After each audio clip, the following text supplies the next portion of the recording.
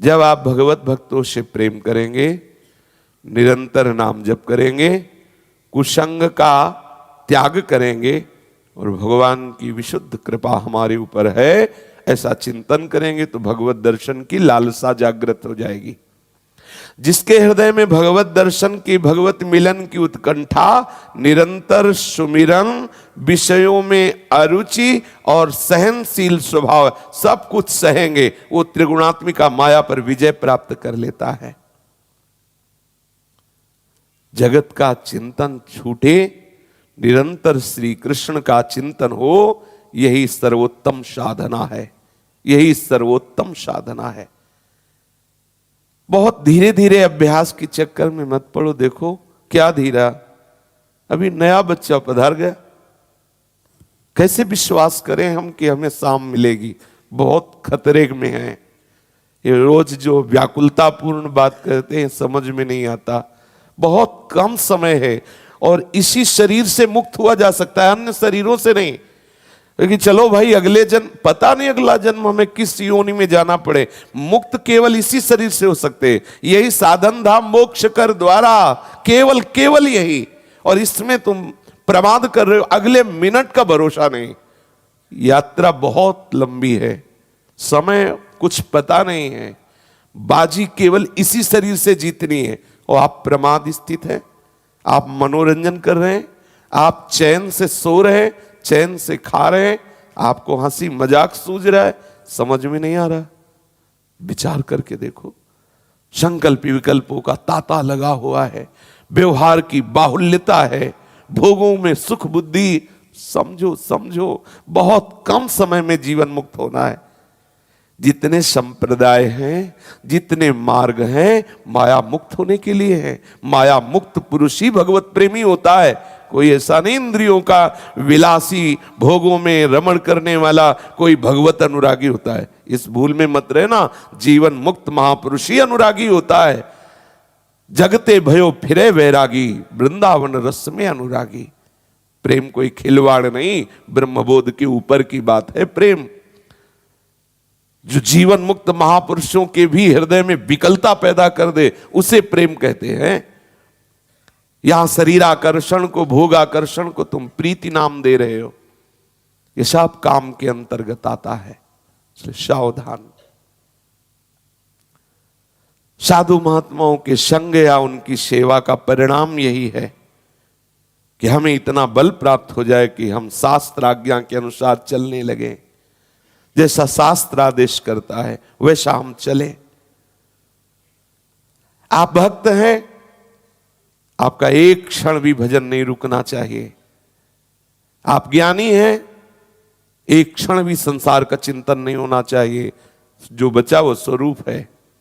ये चलो, जिस मार्ग के पथि को चलो, सावधानी पूर्वक चलो, भयभीत हो जाओ। मनोरंजन का समय ही नहीं है। कैसे तुम्हें बताएं, हृदय में हाय हाय मचता है, नई अवस्था है आप लोगों की। और भजन में इतनी शिथिलता, आपके चेहरे पे खिन्नता नजर नहीं आ रही, उदासीनता नजर नहीं आ रही, व्याकुलता नजर नहीं आ रही भगवत प्राप्ति की। तो लगता है अरे कितनी बड़ी चूक हो रही।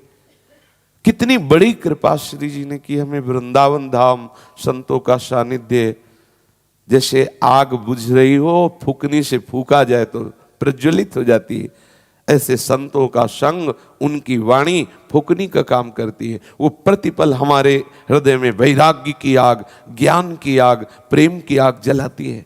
यदि सत्संग हो रहा और आपका हृदय व्याकुल नहीं हो रहा भगवत मिलन के लिए, तो या तो भारी कुसंग है पीछे, और या फिर वो सत्संग ही नहीं है।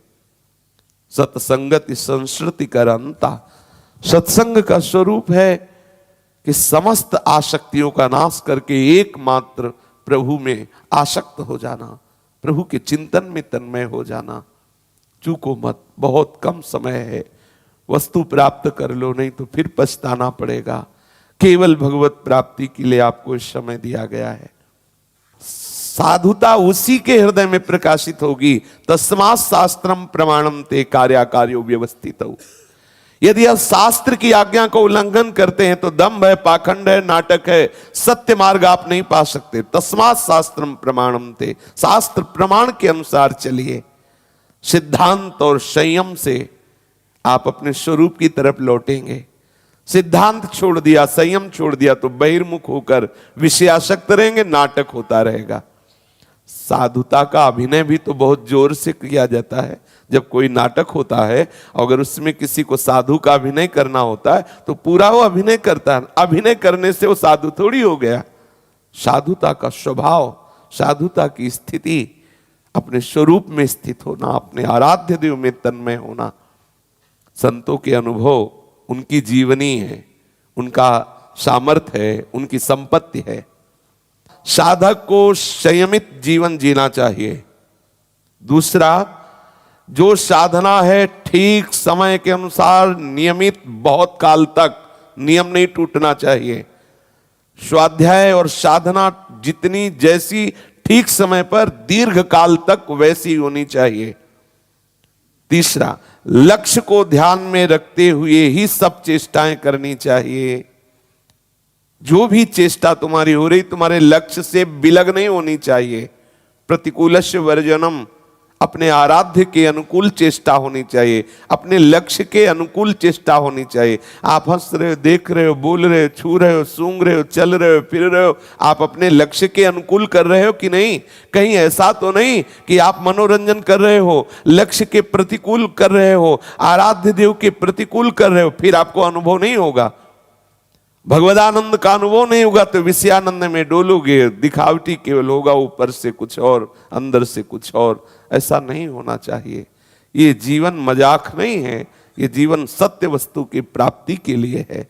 और जिस आनंद के लिए आप छल कर रहे हो, कपट कर रहे हो, दंभ कर रहे हो, वहां आनंद है ही नहीं। लौटो, आप सच्चे आनंद के धनी हो, आप सहजानंद में डूब जाओगे। वापस तो होइए, बहिर्मुखता को छोड़िए। इसके लिए आपका संयमित जीवन होना चाहिए। जो आपका स्वाध्याय उपासना है, ठीक नियत समय पर जितनी संख्या में, वो बहुत काल तक वो आपका नियम चलना चाहिए। जो भी शरीर की चेष्टाएं हो वो लक्ष्य के अनुकूल होनी चाहिए।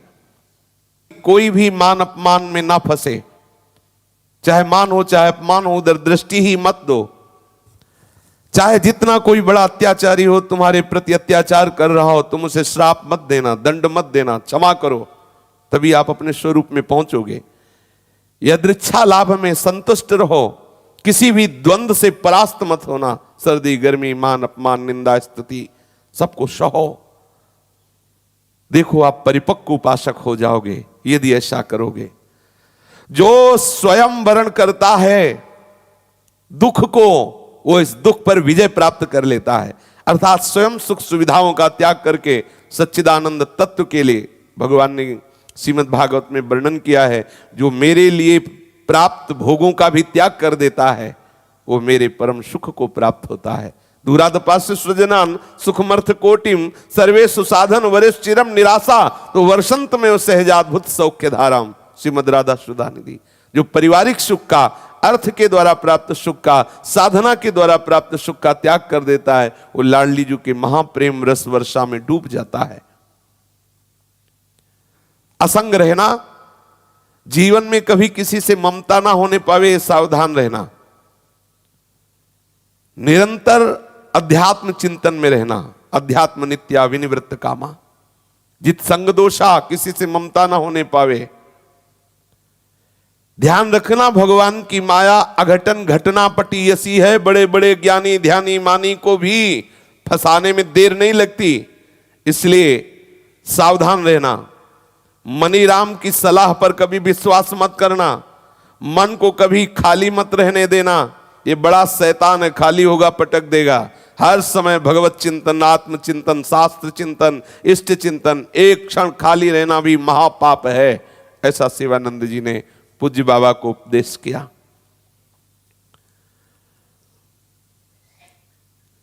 आगे बढ़े, एक संत ने बताया कि हाय हाय, लोग हड्डी या बाल पड़े हों तो बचा के निकलते हैं, लेकिन इस शरीर से प्रेम करते हैं जिसमें और कुछ नहीं है। यही हड्डी मांस रक्त मल मूत्र बाल, इससे प्रेम करते, इससे अपना स्वरूप मानते हैं।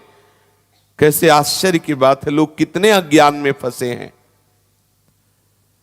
महाराज जी ने पहले ही निश्चय कर लिया था कि मैं अपने जीवन को ऐसा बनाऊंगा कि चाहे जितनी सुंदरी स्त्रियां हों उनके समीप रहने पर भी हमारे अंदर कोई विकार ना आवे, चाहे जितना सुंदर भोग स्वादिष्ट दिखाई दे रहा हो, मेरी रसेंद्री कभी लालायित ना हो, कभी शरीर का कोई द्वंद्व हमें परास्त न करे।